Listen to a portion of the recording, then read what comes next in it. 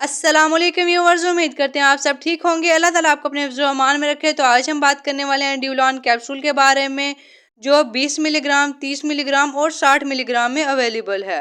आपको बताएंगे कि इस कैप्सूल को किन किन कंडीशंस में इस्तेमाल करवाया जाता है। अगर आपको डॉक्टर्स इसका इस्तेमाल करवाते हैं तो आपको क्या क्या फ़वाइद मिल सकते हैं। इसके अलावा इसके साइड इफ़ेक्ट्स और डोजेज के बारे में भी आपको बताएंगे।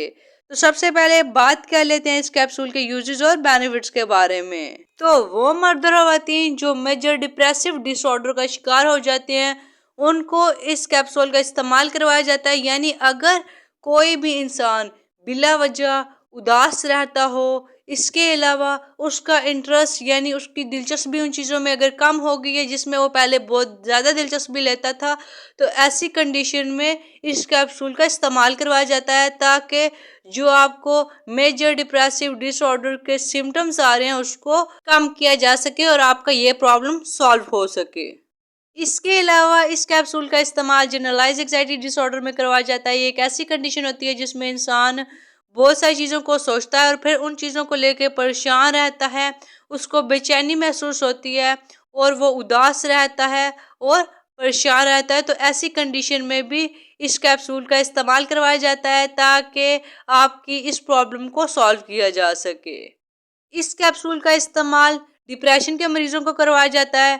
इसके अलावा जिनको जनरलाइज एंग्जाइटी डिसऑर्डर के सिम्टम्स आ रहे हों, तो इन सिम्टम्स को कम करने के लिए भी इस कैप्सूल का इस्तेमाल करवाया जाता है।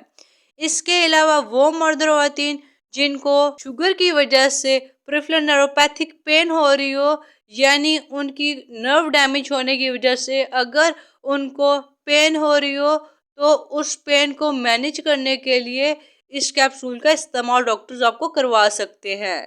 इसके अलावा इस कैप्सूल का इस्तेमाल उन मर्द और ख़वातीन को भी करवाया जाता है जो फाइब्रोमाइल्जिया का शिकार हो जाते हैं। यानी अगर उनके पट्ठों में दर्द हो रही हो, उनके जोड़ों में दर्द हो रही हो, तो ऐसी कंडीशंस में भी डॉक्टर्स आपको इस कैप्सूल का यूज़ करवा सकते हैं।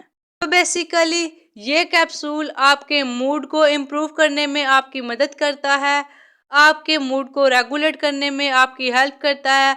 आपको जो डिप्रेशन और एग्जाइटी के सिम्टम्स आ रहे होते हैं, यानी डिप्रेशन की और एग्जाइटी की जो अलामात आपको जाहिर हो रही होती हैं, उसको कम करने में आपकी मदद करता है ये कैप्सूल। इसके अलावा आपके दर्द को मैनेज करने में भी आपकी मदद करता है ये कैप्सूल।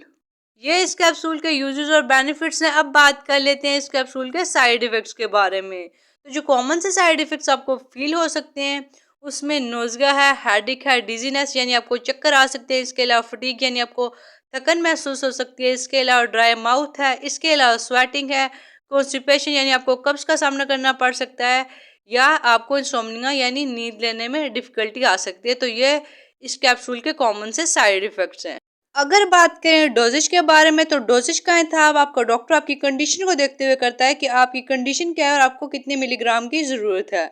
आपको डॉक्टर 20 मिलीग्राम, 30 मिलीग्राम या 60 मिलीग्राम का कैप्सूल इस्तेमाल करने को बोल सकता है। ये आपकी कंडीशन के ऊपर डिपेंड करता है कि आपको कितने मिलीग्राम की ज़रूरत है।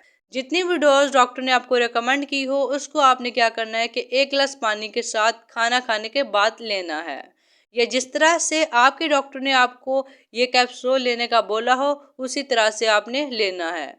बाकी अगर आपको किसी भी डिजीज़ के बारे में, किसी भी मेडिसिन के बारे में कोई इन्फॉर्मेशन चाहिए तो आप कमेंट्स में शेयर कर सकते हैं ताकि हम आपकी प्रॉब्लम्स को सॉल्व कर सकें और आप एक हैप्पी हेल्दी लाइफ गुजार सकें। वीडियो अच्छी लगी हो तो चैनल को लाइक, सब्सक्राइब और शेयर करना मत भूलिएगा। बेल नोटिफिकेशन को ऑन कर लीजिएगा ताकि हमारे चैनल पे आने वाली न्यू वीडियोस का नोटिफिकेशन आपको मिलता रहे। अपना और अपने प्यारों का ख्याल रखिएगा। तमाम दुआ बच्चों की मुँह से दूर रखें। अल्लाह हाफिज़।